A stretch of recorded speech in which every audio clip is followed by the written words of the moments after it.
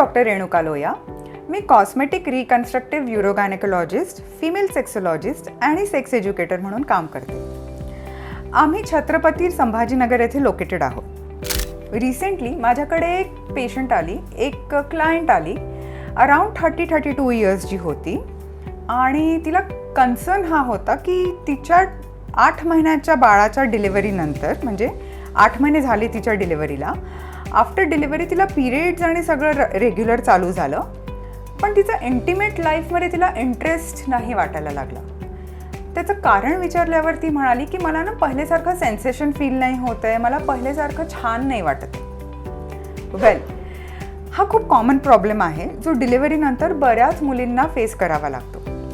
त्याचं कारण म्हणजे जेव्हा डिलिव्हरी होते, खालचं पेल्विसच्या मसल्स, वजायनल कॅनाल म्हणजे योनी मार्ग सगळीकडे स्ट्रेचिंग होतं. या स्ट्रेचिंगमुळे कधी कधी आजूबाजूच्या ज्या नर्व्स असतात त्या पण स्ट्रेच्ड आउट होतात आणि या स्ट्रेचिंगमुळे कधी कधी थोडे सेन्सेशन्स कुठे कमी जास्त होऊ शकतात. आपल्याकडे या सगळ्या कन्सर्न्ससाठी वर्ल्ड क्लास ट्रीटमेंट्स अवेलेबल आहेत.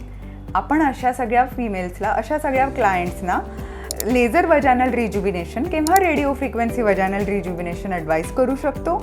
कामासूत्र शॉट, जी शॉट्स, ओ शॉट्स सारख्या आधुनिक टेक्नॉलॉजीज आपण ॲडवाईस करू शकतो ज्या आपल्याकडे इझिली अवेलेबल आहेत. या सगळ्यांनी लोकल कोलॅजन फॉर्मेशन वाढतं आणि लोकल न्यूरोवॅस्क्युलर बंडल्स म्हणजे लोकल ज्या नर्व फायबर्स आहेत त्याचं रिज्युबिनेशन वाढतं. ओव्हरऑल इफेक्ट इज तुमचा वजायनल कॅनल टाईट होतो, हेल्दी होतो, तिथलं सेन्सेशन वाढतं and you start enjoying your intimate life once again.